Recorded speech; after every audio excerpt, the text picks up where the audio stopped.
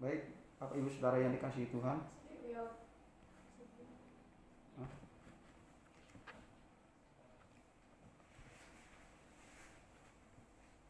Baik, Bapak Ibu Saudara yang dikasihi Tuhan, sebelum kita mendengarkan firman Tuhan, mari kita berdoa.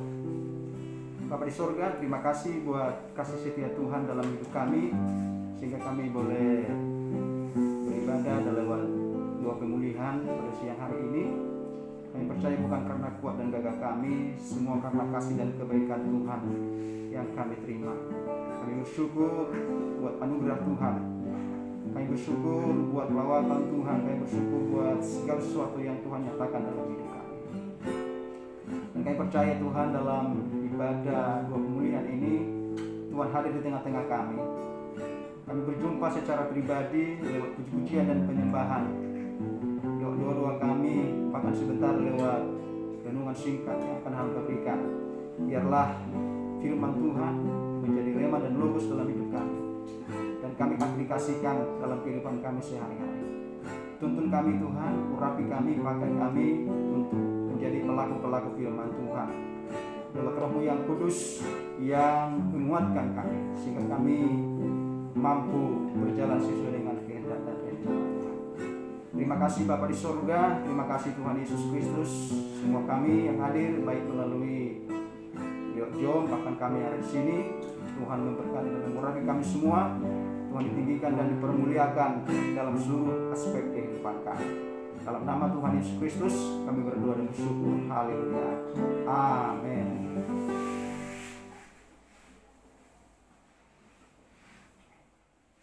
Ya, Shalom Bapak Ibu Saudara yang dikasihi Tuhan. Saya akan memberikan buat kita renungan singkat ya, tentang mengucap syukur dalam segala hal. Ada mujizat Tuhan, mujizat dalam bersyukur ya. Ketika kita mengucap syukur dalam segala hal dalam hidup kita, maka kita akan mengalami yaitu mujizat Tuhan, pertolongan Tuhan dalam hidup ini. Baik, saya akan bacakan buat kita Bapak Saudara di dalam ini kisah 10 orang kusta ya. Mereka mengalami mujizat Tuhan yang luar biasa. Tuhan Yesus menyembuhkan mereka. Jadi penyakit kusta ini mereka disembuhkan oleh Tuhan dari penyakit kustanya. Saya akan bacakan dalam Lukas pasal 17 ayat 11 sampai dengan ayat 18. Saya akan bacakan buat kita Bapak Saudara yang dikasihi Tuhan, dan kita mendengarkannya dan membaca sendiri dalam hati kita masing-masing. Demikian firman Tuhan ke-10 orang kusta. Dalam perjalanannya ke Yerusalem, Yesus menyusur perbatasan Samaria dan Galilea. Ketika ia memasuki suatu desa, datanglah 10 orang kusta menemui dia. Mereka tinggal berdiri agak jauh dan berteriak, "Yesus, Guru, kasihilah kami." Lalu ia memandang mereka dan berkata, "Pergilah, perlihatkanlah dirimu kepada imam-imam." Dan sementara mereka di tengah jalan, mereka menjadi tahir. Seorang dari mereka berkata mereka ketika melihat bahwa ia telah sembuh, kembali sambil memuliakan Allah dengan suara nyaring. Lalu tersungkur di depan kaki Yesus dan mengucap syukur kepadanya. Orang itu adalah seorang Samaria. Lalu Yesus berkata, "Bukankah ke-10 orang tadi semuanya telah menjadi tahir? Di manakah yang 9 orang itu? Tidak adakah di antara mereka yang kembali untuk memuliakan Allah selain daripada orang asing ini?" Lalu ia berkata kepada orang itu, "Berdirilah dan pergilah, imanmu telah menyelamatkan engkau." Puji Tuhan. Ini kisah nyata bahwa Yesus menyembuhkan 10 orang kusta. Orang kusta, penyakit kusta ini adalah memang disingkirkan dan tidak bisa bertemu dengan semua orang. Ada tempat khusus dibuat, yaitu di tempat Yerusalem di Israel. Jadi mereka tidak bisa berjumpa dengan orang-orang sehat. Karena apa? Karena ini bisa menular ya, bisa menular dan bisa kena. Makanya mereka diasingkan dan tidak bisa berjumpa. Maka mereka ketika Yesus melewati desa itu, maka mereka berteriak-teriak.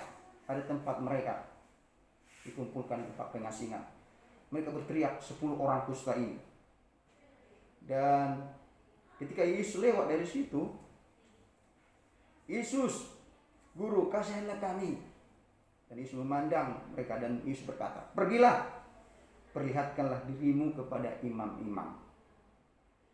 Ketika Yesus berkata seperti itu, mereka langsung keluar dari tempat pengasingan mereka dan mereka pergi kepada imam-imam. Siapa imam itu?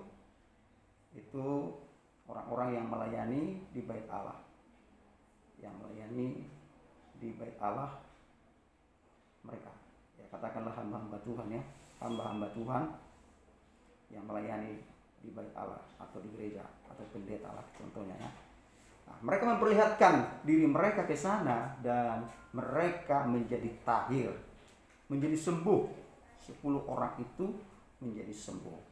Dan kita lihat tadi, ketika mereka sembuh, 10 orang itu, hanya 1 orang saja yang kembali datang kepada Yesus. Dikatakan tadi di ayat yang ke-15 itu, maka ada seorang pergi ketika dia sembuh, ia pergi dan bertemu dengan Yesus sambil memuliakan Allah dan mengucap syukur. Ketika dia mengalami mujizat Tuhan, mengalami pertolongan Tuhan dari penyakit kustanya, dia satu orang Samaria, orang yang tidak mengenal Tuhan, maka dia datang kepada Yesus. Dia melihat mujizat Tuhan, pertolongan Tuhan, kesembuhan terjadi dari penyakit kustanya. Maka dia pergi kepada Yesus memuliakan Tuhan, memuliakan Allah dan tersungkur mengucap syukur kepada Yesus. Lalu Yesus berkata kepada orang itu, "Loh, bukankah kalian ada 10 orang? Kenapa hanya kamu sendiri yang datang?" Nah, ini ya, di bahasa sendiri. "Kenapa hanya dirimu saja yang datang? Bukankah ada kalian 10 orang yang tahir, yang sembuh dari penyakit kusta itu?" Tapi dia tidak menjawab itu. Dia diam saja dan Yesus berkata, "Pergilah, imanmu telah menyelamatkan engkau." Nah, dari firman Tuhan ini saya akan bagikan sharing buat kita adalah mujizat. Ada mujizat ketika kita bersyukur kepada Tuhan. Seperti yang dialami satu orang Samaria. Dia mengalami mujizat Tuhan. Dia datang kembali mengucap syukur dan memuliakan Tuhan.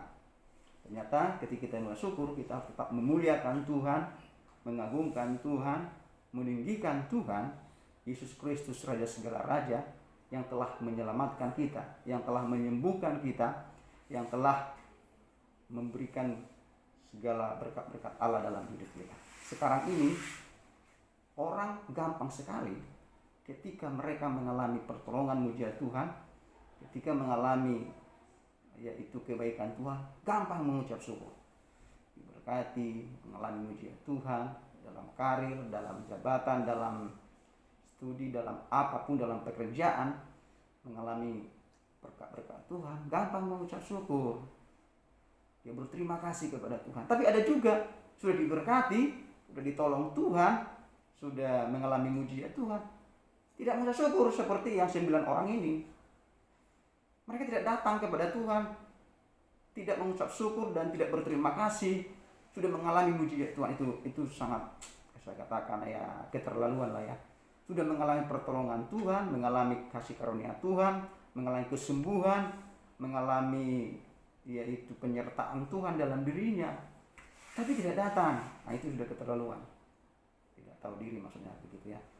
Tapi Tuhan menginginkan buat kita, apapun yang terjadi dalam hidup kita, kita harus tetap mengucap syukur. Dikatakan dalam 1 Tesalonika 5 ayat 18, mengucap syukur dalam segala hal, karena itulah yang dikehendaki oleh Allah Bapa dalam Kristus Yesus Tuhan kita. Ternyata itu kehendak Tuhan, kehendak Bapa, kehendak Allah kita. Ketika kita mengucap syukur dalam segala hal, itu kehendak Tuhan. Kita menggenapi kehendak Tuhan, rencana Tuhan, maunya Tuhan dalam hidup kita. Jangan kita seperti yang 9 orang itu, tidak tahu bersyukur. Sudah ditolong Tuhan, diberkati Tuhan. Sama seperti bangsa Israel ya. Bangsa Israel itu ketika mereka keluar dari tanah Mesir, Tuhan selamatkan mereka di Mesir dari 10 tulah. Mereka melihat kebaikan Tuhan, pertolongan Tuhan yang luar biasa. Dan tidak hanya itu, ketika mereka keluar menyeberang laut Teberau, Tuhan menolong mereka, menyelamatkan mereka melewati laut Teberau, dan mereka berjalan di atas dasar laut dan mereka bisa menyeberang. Tetapi ketika Firaun dan tentaranya datang, maka Tuhan menyuruh Musa memukul lagi laut itu sehingga orang-orang yang datang menyerang mereka, itu Firaun dan orang-orang, karena Tuhan mengatakan bahwa orang yang kemudian itu tidak akan kembali lagi, maka mereka tenggelam di dalam laut itu. Ini bangsa Israel itu sudah luar biasa melihat kebaikan Tuhan, luar biasa pertolongan Tuhan, kasih Tuhan yang menyelamatkan mereka. Ya, tidak hanya itu, kalau kita lihat ya di padang gurun, ketika mereka menuju tanah Kanaan itu, mereka disertai Tuhan dengan tiang awan pada siang hari. Mereka tidak kepanasan dengan terik matahari yang luar biasa yang ketika mereka berjalan di padang gurun itu. Itu kebaikan Tuhan luar biasa. Dan tidak hanya itu, pada malam hari ada tiang api yang menuntun mereka berjalan, sehingga mereka tidak berjalan dalam kegelapan, mereka berjalan dalam terang Tuhan. Nah, kalau berhenti, tiang awan itu mereka berhenti dan berkemah di situ. Itu pertolongan Tuhan luar biasa. Bahkan tidak hanya itu, kalau kita baca dalam kejadian itu, baju mereka, pakaian mereka, sandal mereka, sepatu mereka tidak rusak-rusak. Luar biasa ya. Itu kebaikan Tuhan luar biasa. Bahkan apalagi pertolongan dan kebaikan Tuhan yang mereka alami ketika perang itu. Mereka tidak mengingat itu, mereka bersungut-sungut. Aduh, Musa, hanya mana ini ya aja kah? Kami di Mesir makan daging, makan ini, makan enak, makan labu. Kok Kok hanya ini saja? Akhirnya Musa berdoa, Tuhan kirimkan itu burung puyuh besar-besar. Mereka makan daging dan mereka juga makan dan kerasuk. Kedal rakus dan banyak juga yang mati. Mereka bersungut-sungut. Hanya mati di sini. Oleh karena itu, kita sebagai orang yang percaya kepada Tuhan, ketika kita mengalami mujizat Tuhan, yang pertama kita jangan bersungut-sungut, jangan mengeluh, jangan berbantah-bantah, jangan kita menyalahkan siapapun, kita tetap bersyukur dalam hal itu. Karena orang yang bersungut-sungut, orang yang mengeluh, orang yang berbantah-bantah, dan itu tidak yakin bahwa pertolongan Tuhan dan kasih Tuhan ada dalam dirinya. Tidak yakin akan janji-janji Tuhan yang menolongnya, yang menyertainya, yang menjaganya, yang melindunginya. Itu. Mari kita tetap bersyukur. Sama seperti ayat itu ya. Ketika lihat kemarin firman yang disampaikan oleh Aleh, dia tidak pernah sungut kepada Tuhan. Dia bilang apa dalam ayat itu? Dengan telanjang aku datang, dengan telanjang juga kembali. Terpujilah nama Tuhan. Tuhan baik. Dia bersyukur dalam segala hal, dan dalam itu dia tidak berdosa kepada Tuhan. Ini. Jadi kita sebagai orang yang percaya kepada Tuhan, mari kita tetap bersyukur senantiasa. Tetap mengingat kebaikan Tuhan, mengingat kasih Tuhan dalam hidup kita. Kita yakin penyertaan Tuhan, kita yakin pertolongan Tuhan tepat pada waktunya akan Tuhan nyatakan dalam hidup kita. Jadi jangan sampai kita seperti orang bangsa Israel itu ya, tegar tengkurap. Sudah melihat kebaikan Tuhan, sudah melihat kasih Tuhan, pertolongan Tuhan luar biasa. Tapi karena mereka bersungut-sungut, maka tidak sampai ke tanah Kanaan. Cuma Yosua dan Kaleb saja dan keluarganya datang sampai ke sana. Ini, mari kita tetap bersyukur senantiasa dalam hidup kita. Jangan sampai kita melupakan kebaikan Tuhan. Jangan sampai lupa akan kasih Tuhan yang selalu menolong, menyembuhkan kita, menyertai kita dalam hidup ini. Jangan sampai kita jadi lupa bahwa Tuhan itu sungguh baik dan sangat baik dalam seluruh aspek kehidupan kita. Jadi kita belajar seperti orang Samaria, kembali lagi kepada Tuhan, mengucap syukur dalam kebaikan Tuhan dan kasih Tuhan yang kita alami. Karena sekarang ini kalau dalam keadaan susah orang mengucap syukur. Tidak gampang itu. Sudah menderita, sudah sakit, susah. Tapi Tuhan menginginkan buat kita, karena itulah kehendak Tuhan. Sudah jatuh di tipan tangga, harus bersyukur. Wah, itu Tuhan yang suruh, firman Tuhan yang suruh. Karena dikatakan dalam Roma 8:8, Allah turut bekerja dalam segala sesuatu untuk mendatangkan kebaikan bagi setiap orang yang mengasihinya. Jadi Tuhan turut campur tangan dalam seluruh apa yang kita ucap syukur itu dalam hidup ini. Mari kita belajar terus-menerus mengucap syukur, baik susah senang, kita lakukan itu.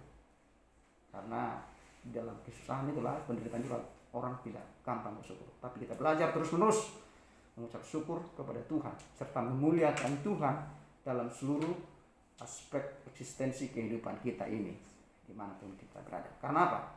Karena di balik mengucap syukur itu akan kita alami mujizat dan pertolongan Tuhan. Tepat pada waktunya Tuhan akan nyatakan rencana dan kehendaknya dalam seluruh hidup kita. Oke, inilah yang saya bagikan. Biarlah firman Tuhan ini yang sudah ini menguatkan dan meneguhkan iman kita, dan Tuhan dipermuliakan dalam seluruh eksistensi kehidupan kita. Haleluya. Amin. Untuk firman Tuhan.